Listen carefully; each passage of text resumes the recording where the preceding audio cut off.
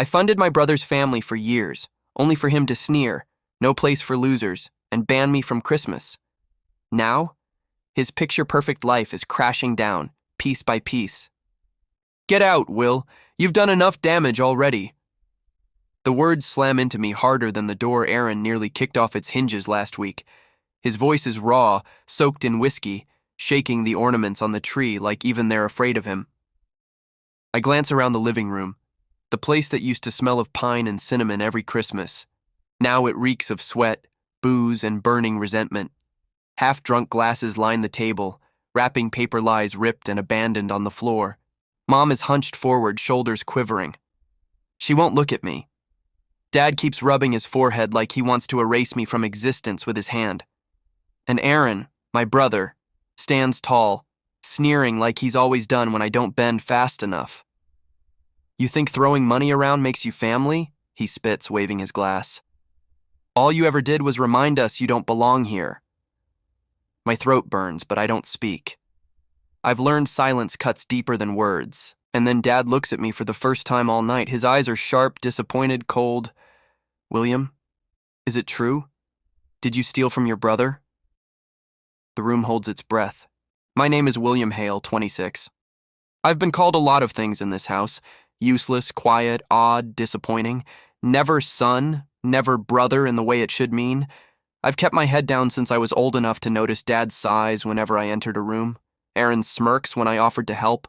Clara's scoffs when I dared to speak. I learned early that my words weren't welcome, that my existence was something to tolerate, not value.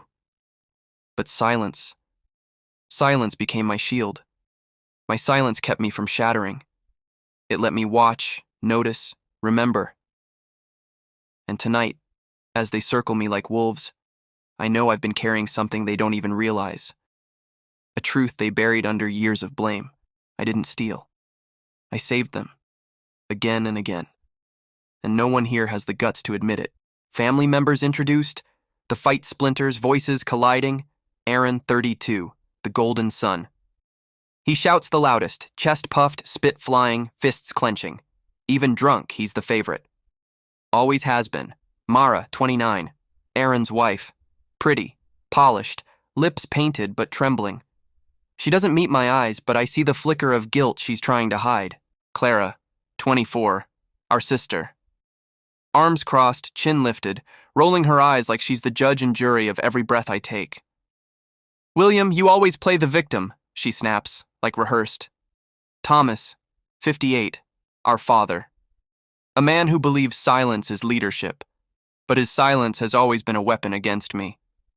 He waves me off like smoke in his eyes, like I'm nothing more than a problem to be cleared from his view.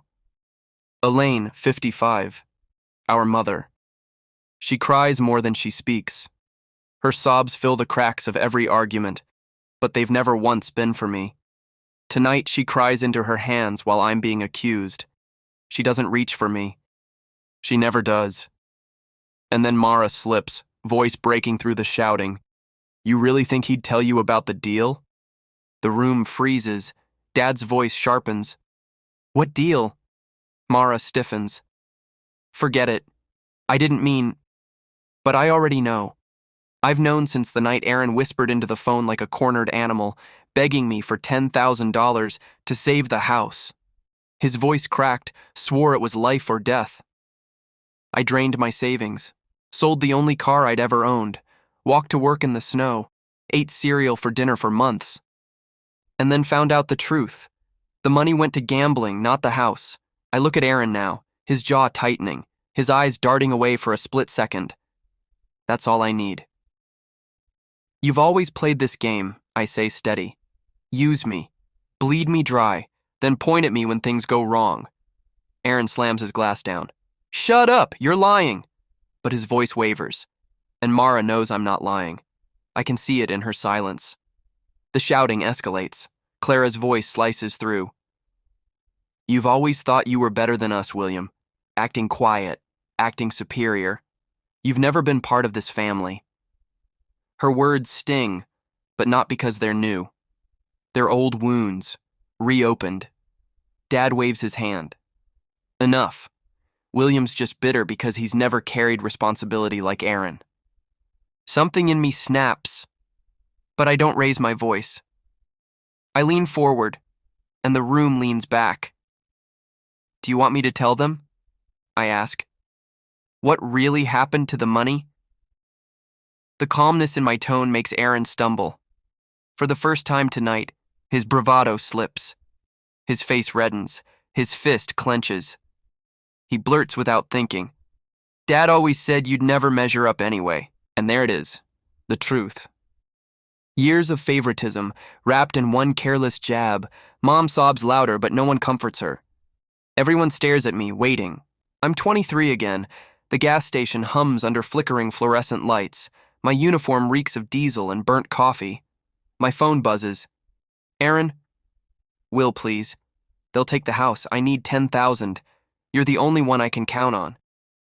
His voice shakes, desperate. I wire the money the next day. Sell my car, walk to work, boots soaked from snow. My coworkers laugh when I can't chip in for pizza. I laugh with them, stomach empty, teeth chattering. 2 months later, I see Aaron in a casino parking lot. Chips spilling from his pockets, Mara on his arm, both of them laughing like kings. When I confront him, he smirks. Family helps family. Don't act like a martyr. You're lucky to even matter. That smirk burned into me, branded me. And tonight, I see it again, flickering on his lips as if he believes I'll stay quiet forever. But I won't. I step forward, my voice barely above a whisper but sharper than glass.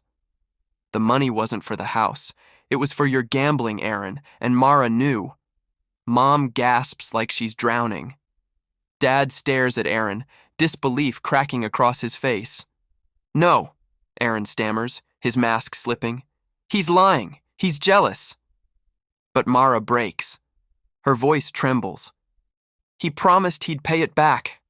I told him it would destroy us. Aaron spins on her, furious. You shut your mouth! The room detonates. Mom cries, Dad yells, Clara throws blame at everyone but Aaron. The perfect family portrait shatters on the floor, glass shards scattered across the carpet, and I stand still. Because I've known this all along. I was just waiting for the night they finally listened. Chaos. Everyone screaming over each other. The air is heavy, hot, suffocating. I don't move. I don't raise my voice. I let the storm whip around me. Then I speak. I gave you all my silence. Tonight, I give you the truth. The words cut through the noise. Everyone stops. Aaron's chest heaves, face red, but he doesn't step closer. Clara won't meet my eyes. Mara shakes, pale, and then Dad says the unthinkable. He's right. We made William carry this family. The room collapses in on itself. For the first time, Aaron looks small. I grab my coat. My hands tremble, but not from fear. It's release. Will, wait! Mom's voice cracks. Her eyes are swollen, desperate. I'm sorry. I should have seen you. I pause at the door, nod, but don't look back. They'll never see me the same again, I think. And I don't need them to. As the cold air hits my face, I feel something I've never felt before leaving this house. Freedom. Weeks pass. I don't hear from Aaron, but I hear about him. Lost his job. Mara left. Clara won't pick up his calls. Dad's shame weighs heavy. Mom avoids the neighbors. The picture-perfect family, gone, and me? I'm lighter. I buy myself coffee without guilt. I decorate my small apartment with things I choose, not leftovers. I even laugh, really laugh, at work. The scars remain, but the weight is gone. For the first time, I whisper one morning, I don't carry their weight anymore. That is my revenge. Quiet, patient, final. If you were in my place, would you forgive, or would you walk away forever? Tell me in the comments. Your voice matters here. Subscribe for more stories that hit where it hurts, but heal where it counts.